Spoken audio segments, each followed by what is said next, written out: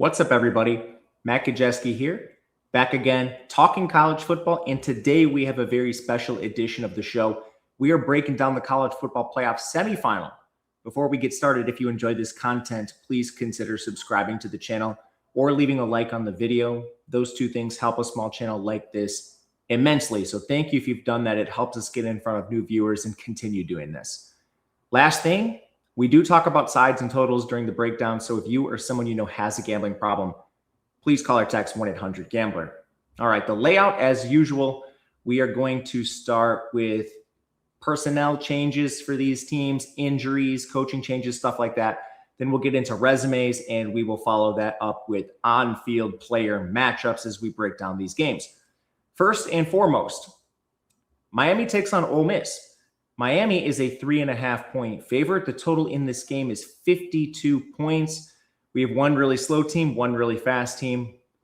But overall, both of these teams pretty clean on the injury front. Miami had a couple guys banged up in their last game. Ahmad Moten at defensive tackle, OJ Frederick at corner. Both of them are tentatively expected to play, as is Damari Brown, who missed their last game at corner. Ole Miss, basically no injuries, at least major ones that we're expecting. They do have the coaching staff turmoil. Lane Kiffin's gone. We know about that already. And it didn't really seem to matter last time we saw Ole Miss play. But let's dive into resumes. We'll begin with Miami. Last time we saw them, they were upsetting Ohio State as 10-point underdogs. They win the game 24-14. They did finish with a 30% post-game win expectancy. Yards per play disadvantage of 5.6 to 4.6. There was obviously the big play, the Julian Sand pick six on a bubble screen. It was the deciding play of the entire game. There were some other things that happened. Miami actually fumbled going into score. They were on the Ohio State 19. Luckily, they were able to force a punt after they had that fumble. Ohio State also had a missed field goal. That was from 49 yards. They also threw an interception to end the game.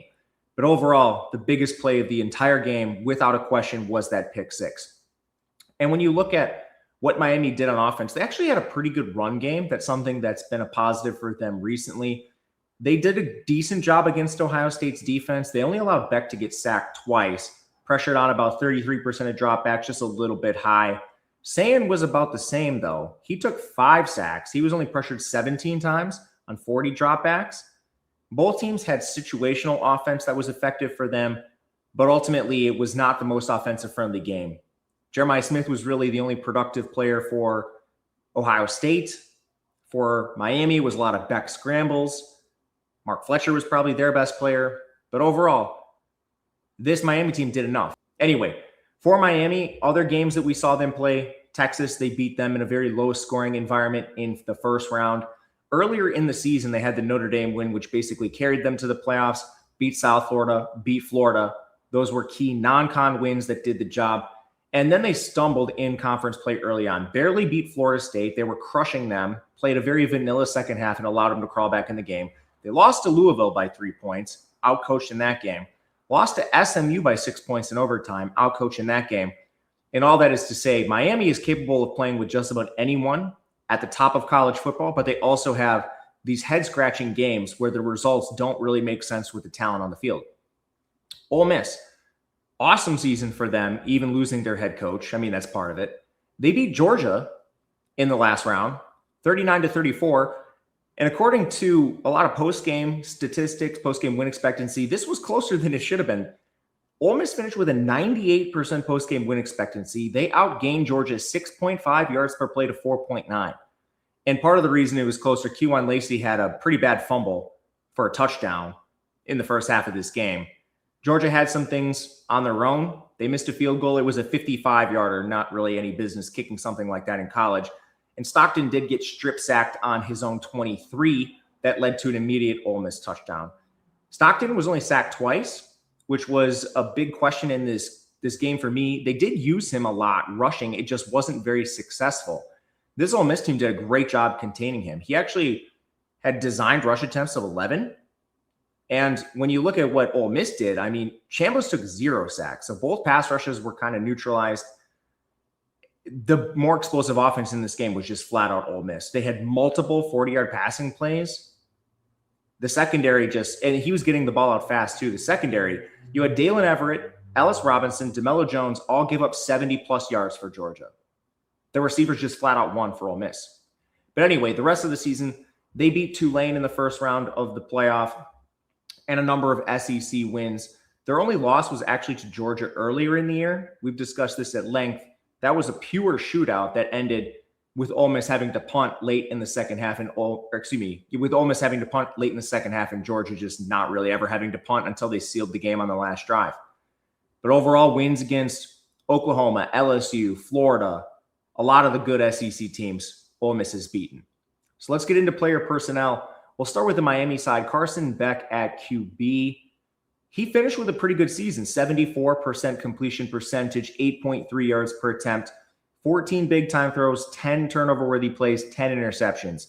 He has run bad on how often those turnovers are getting converted. A lot of times you see 50%, a little bit more than that. He's getting them converted at like 100%, which is absolutely nuts. He's taken 12 sacks. That's a really low number. He's done a sneaky job evading pressure in the pocket. We actually saw him scramble in their last contest, which is something he hasn't done. He's not an effective runner, a dynamic runner, but if you can get those dirty yards, it's worth noting. Receivers did drop 5.4% of his passes. 17 drops isn't that bad. And the skill position players actually as a whole have been pretty good for this team. Malachi Toney has cooled off a little bit of late. Their stud freshman receiver. Teams are just keying in on him, and they're kind of making CJ Daniels and Keelan Marion beat them. And those guys have done just enough.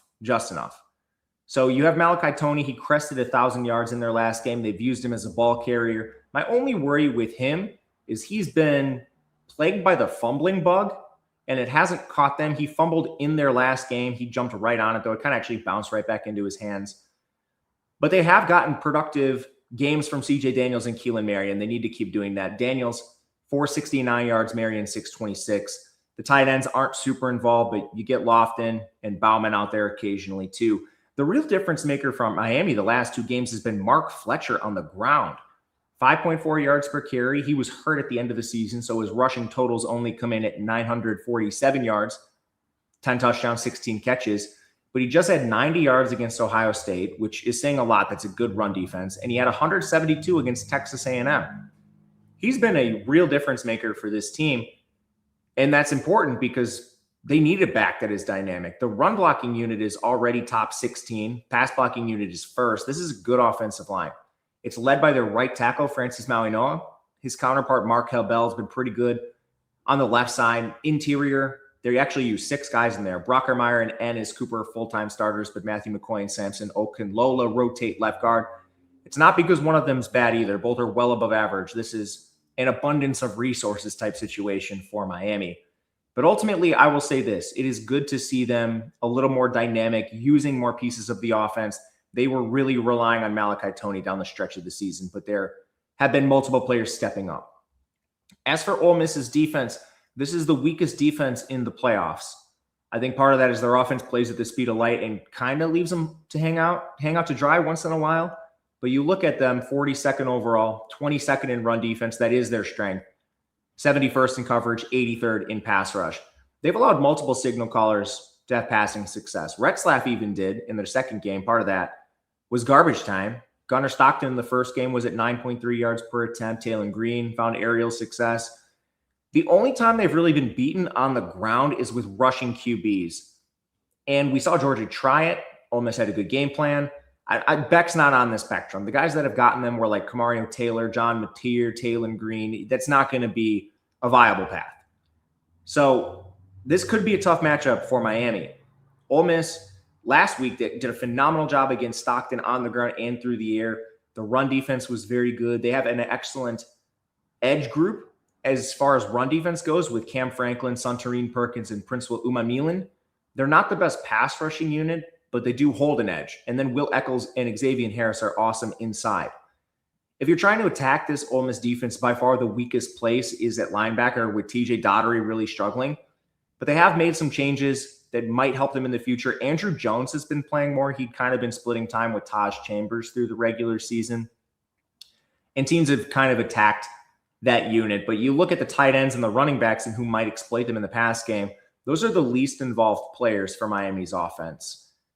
When you get to the secondary, it looks like Ole Miss has kind of trimmed the fat. You saw barely any snaps for Sage Ryan, Chris Graves, Ricky Fletcher, TJ Banks. At the end of the regular season, they were using like 9 guys.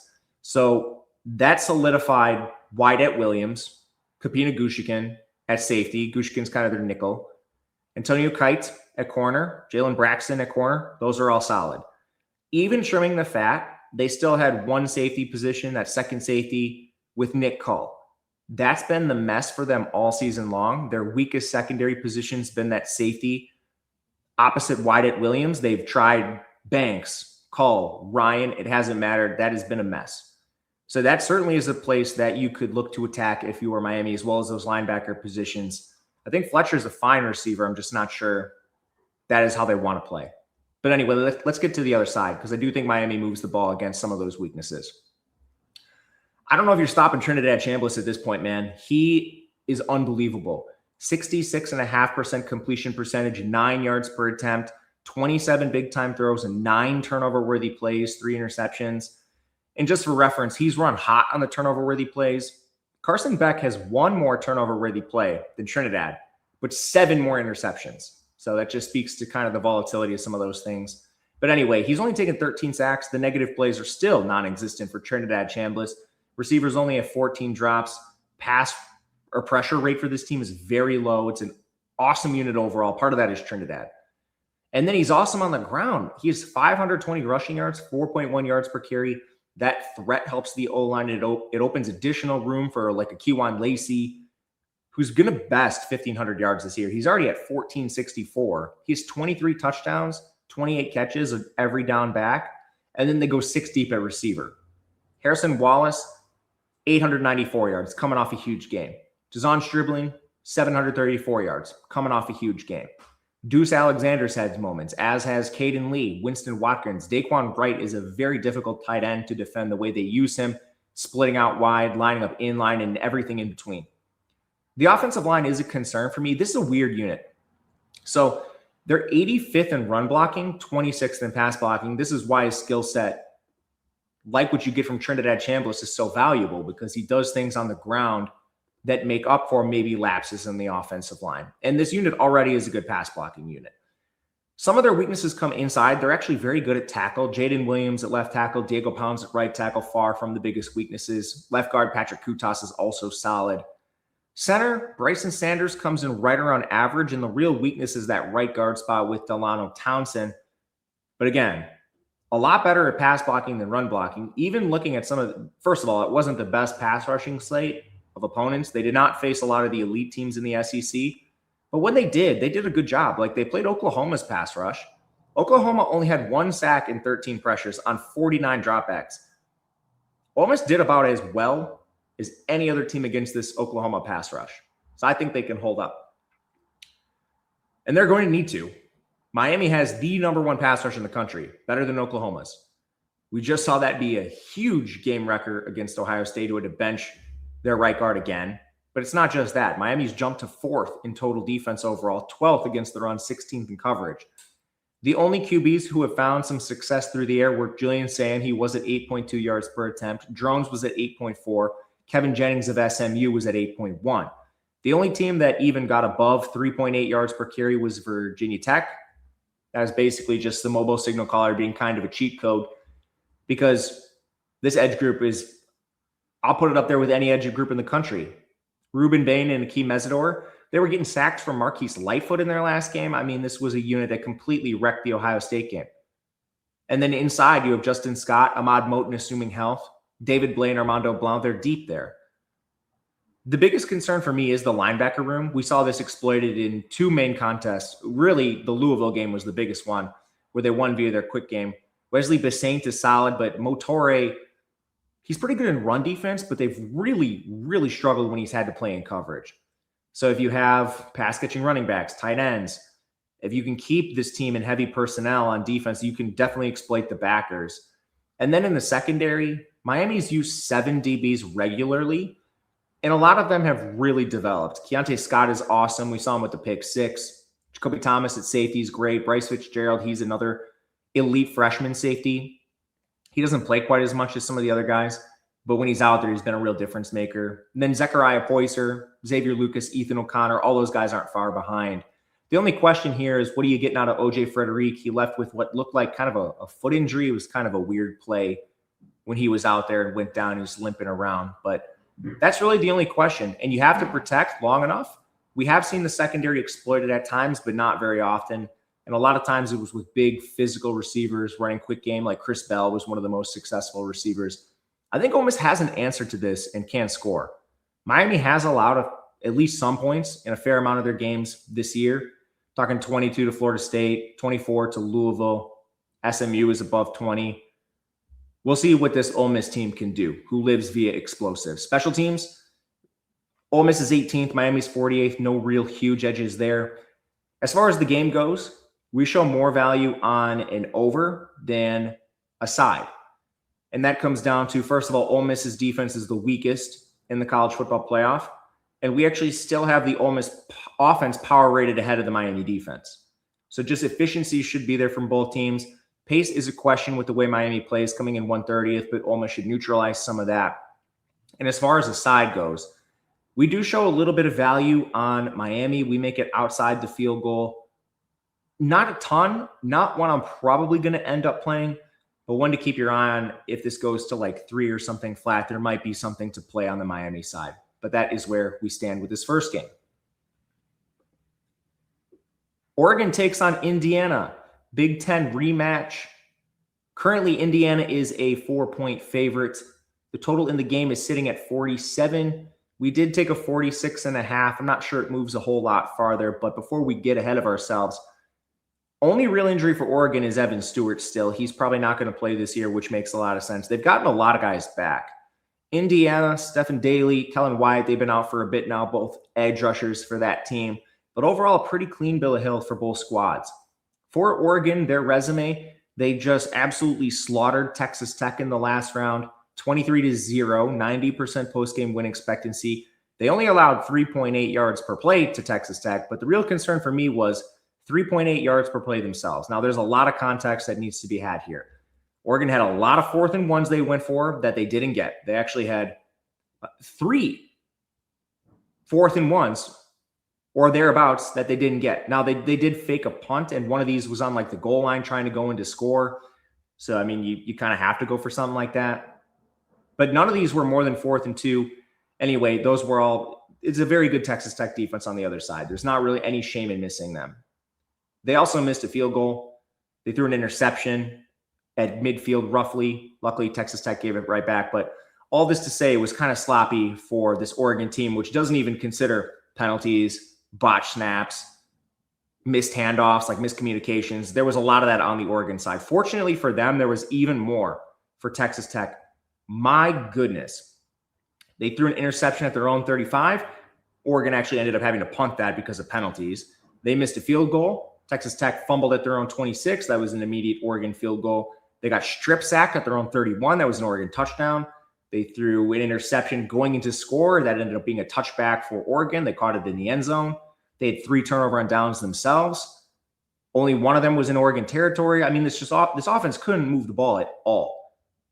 Some of the positives for Texas Tech, they did do a good job against Oregon's run game, but still that pass rush, everyone was talking about it, and I think they had their effect. But the bottom end stats, like the end of the day, the stats were 10 pressures and 40 dropbacks. That's well below average for Texas Tech. It wasn't Moore's best game either. Penalties cost them. We talked about the miscommunications. But really what won this game is Oregon's defense against Baron Morton, and some of this was unforced. Baron Morton took 4 sacks on 9 pressures, 44% pressure to sack ratio. He had 3 batted passes. He had 4 turnover-worthy plays. Morton was the worst player in this game, and he cost Texas Tech their chance at a semifinal. Anyway, prior to that, Oregon beat James Madison, beat Washington, USC, Iowa in a very narrow game. Their only loss is to Indiana in the game before. I'm going to save that and talk about Indiana's resume before we get there. We'll do that at the end of the resume portion. But otherwise, beat Penn State in OT. It was what it was, a weak schedule for this Oregon team. Now, Indiana, in their first round game, we saw them absolutely slaughter Alabama. There's not much to be said here. They knocked Ty Simpson out, multiple turnover-worthy plays. Simpson fumbled on a scramble. It was just a disaster start to finish, multiple explosives for Indiana. You can't really take too much away from them. The more important game was their win over Ohio State in the Big Ten Championship with a 44% post-game win expectancy. That was another game where Sand throws the interception, which ends up being costly. But it was kind of neutralized when Mendoza threw one of his own. Both of those were tipped. Both of those went for scores the other way on the next drive, that is. Both could have been miscommunications. The turnover on down for Ohio State at the 4th and 1 against Indiana is what decided the game. They had 3 plays from the 3-yard line and in, and they couldn't punch it in. The other deciding factor, both teams generated a lot of pressure on opposing quarterbacks. Ohio State's Julian Sand played worse than Indiana's Fernando Mendoza, which has been a staple of Mendoza throughout the year. Other marquee wins, this Indiana team slaughtered Illinois. They beat Iowa, a game that should have been wider than it was. Beat Penn State by 3 in their closest win. Arguably should have lost. Required that late-game heroic catch from Omar Cooper. And they also beat this very Oregon team. So let's get to that right this moment. That game finished with a score of 30-20. Yards per play, 4.8 to 4.2 in favor of Indiana. Oregon did miss a 36-yard field goal, but we also had a couple of interceptions, one from both quarterbacks. Mendoza's was a really bad decision. It ended up being a pick 6. He was having an awesome game and just made an unnecessary throw. Moore did throw one himself at his own 32 that ended up being a field goal. So those were some of the more impactful plays. He also threw another one, but that was at the end of the game. As far as what really helped Indiana win this game, Dante Moore dropped back 46 times. They got 20 pressures on those and 6 sacks. This was by far the worst this Oregon line has played all season. That's a near 50% pressure rate. That's untenable. And you combine that with what did Oregon do against Mendoza, only 13 pressures on 34 dropbacks. It's still a little high. But man, they erased this past game for Oregon. Oregon was able to run a little bit, but otherwise, man, Indiana's defense played really well. So the question remains, okay, they had a near 50% pressure rate. They're down 2 edge rushers. What did that look like in the game? Well, yes, Stephen Daly and Kellen Wyatt combined for 4 pressures, but then you look at who actually was doing a lot of this work. Mikhail Kamara, 7 pressures. Aiden Fisher, 3 pressures. Isaiah Jones, 3 pressures. Mario Landino from the inside, 2. A couple of other guys finished with 1. This offense against this defense could not handle the stunting, the blitzes, wherever the pressure was coming from, which is something to watch in this game. So quarterback Dante Moore is going to have to contend with that. He's had an excellent season really outside of that game and a couple other lapses. The rainy Iowa game stands out, but 73% completion percentage, 8.8 yards per attempt, 29 big-time throws, 11 turnover-worthy plays, converted to 9 interceptions, only 15 sacks. He's had an elite season. Wide receivers, 17 drops. That's 6% highest among any of the remaining playing teams, but not anything that's crazy. Offensive line for this team, they have great metrics, but I'm not sure I buy them. 2nd in pass blocking, 25th in run blocking. Previous matchup against Indiana, they got wrecked. In their last game, not the best showing either. Texas Tech, although I thought they would have more of an effect, and they certainly did early, credit to Oregon for kind of figuring that out throughout the game. But Isaiah World and Alex Harkey looked like G5 transfers at times. I don't know what was going on with Lulu at center, but those bad snaps definitely affected Oregon's yards per play and their rushing output, certainly. But overall, the body of work for this team was pretty good. So it's hard to fault them too much. Pregnon's been awesome on the inside. Elui's been fine. I'm a little worried about the tackles. I'm a little worried about some of the interior stuff, especially because, man, that first game, they got absolutely wrecked. So we'll see how it goes. Anyway, as we move to the skill position players, we have a lot of great ones here, a lot healthier than we saw them in the first game. And that's probably going to be a big difference maker because they have the ability to vary their personnel. At receiver, Gary Bryant's back. DeCorian Moore is back. DeCorian Moore was their leading receiver prior to injury. He's at 469 yards. Bryant looks like he's going to play a situational role, but Moore is above 50% of the routes. But one thing that might keep him there is when he was hurt, They had to use a lot of 12 personnel, and Kenyon Sadiq is going to play almost every snap. 531 yards. He's very difficult to cover. He's more of your receiving threat. But Jamari Johnson has also stepped up. He had the crazy one-handed catch earlier this season. 427 yards for him on the year. And then it's hard to keep Malik Benson's speed off the field. He's currently the leading receiver. And Jeremiah McClellan has stepped up, another very high recruit. This unit's like 6 deep now. This is a very difficult unit to defend. And you don't really know what they're doing because their personnel packages can vary so much. And then on the ground, this is the second most efficient rushing attack in the nation. 6.4 yards per carry for Whittington, 5.9 for Davison, 8.1 for Hill. The three of them have combined for 2,066 yards, 28 touchdowns, and 45 receptions. That is a crazy statistic. And they were able to run the ball against Indiana in the first game. It just wasn't enough. They needed more out of their pass game. So we'll see now if this is enough because Indiana's defense is second overall. Their worst units, their pass rush at 28th. That kind of makes sense given the guys they've lost. Some QBs have had success, but you have to parse this, like Malik Washington, the Michigan State QBs. A lot of that was garbage time. The only guy that really got them in regulation was Julian Sand, 8.8 yards per attempt. So it's tough to evaluate that. They still come in fourth overall, and not one team has really effectively rushed against them. Oregon was okay. So the edge group, we're going to need Kamara to have another hyper-efficient 7-pressure game like he did the first time these teams played because the rest of the group is kind of committee-based. David Ndukwe played 23 snaps. A couple other things Indiana did in their last game. They kicked a couple D tackles outside. They used a lot of linebacker blitzes. So between all of that, they were still able to have an effective pass rush. We'll see if they can do it against this Oregon offensive line. They already kind of did it. Inside, Mario Landino, Tyreek Tucker, they're going to play the most at D tackle. Both are fine pass rushers. Hosea Wheeler and Dominique Ratcliffe saw a few extra snaps because of the edge concerns.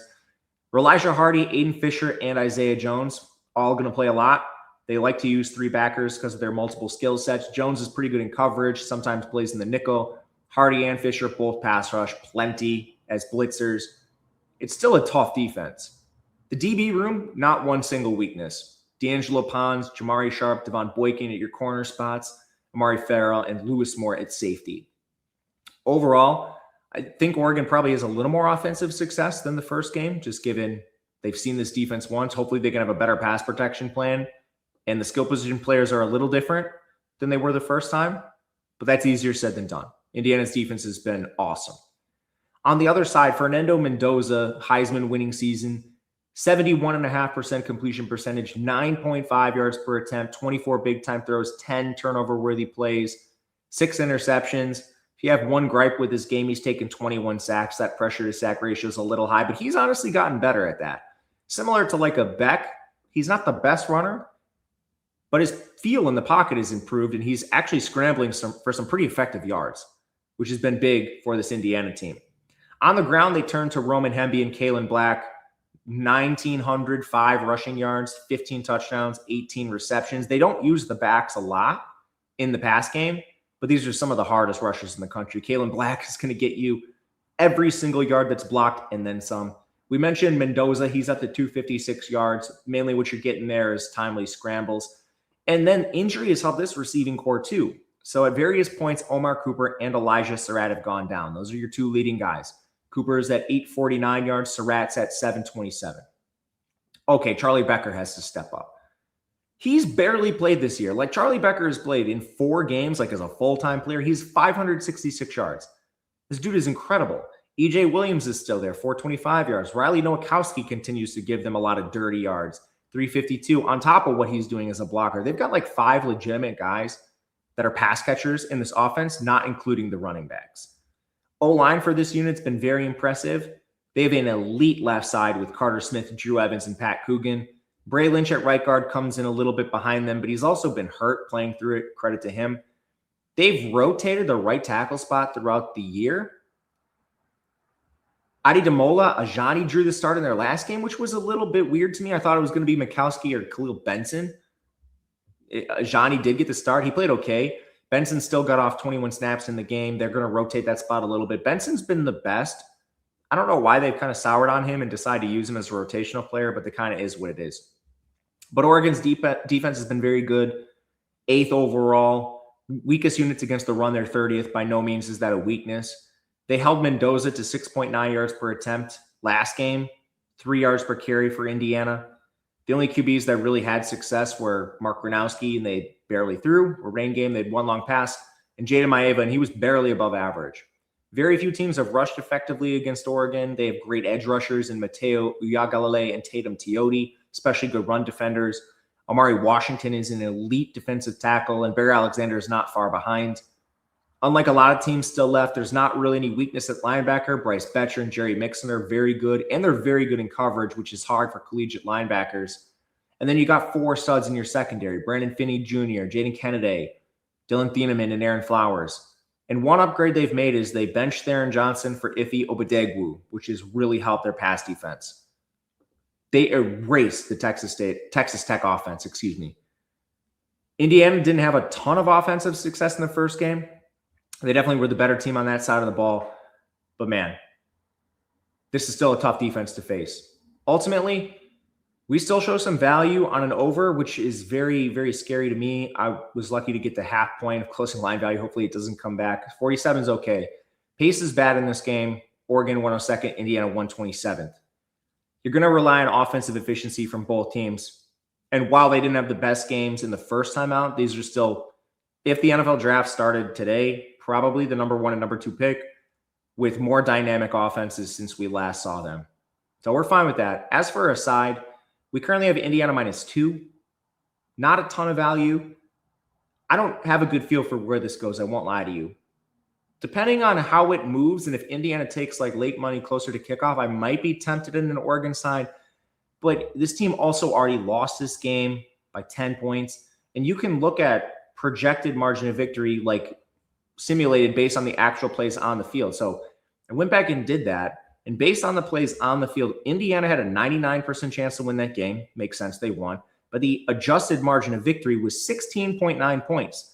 So based on the plays on the field, if you continually play this game out over time, Indiana on average wins by 17 points based on what happened on the field. That's a big margin.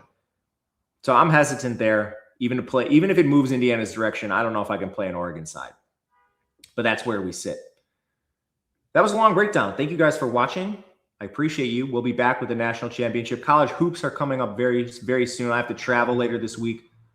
Aiming for Sunday, Monday. We'll see if I can do it on the road. I might bring my camera. Audio will be bad, but let me know what you think, if you want it, what you want. All it helps. The feedback really helps. Anyway, thanks again. Good luck. We'll see you guys next time.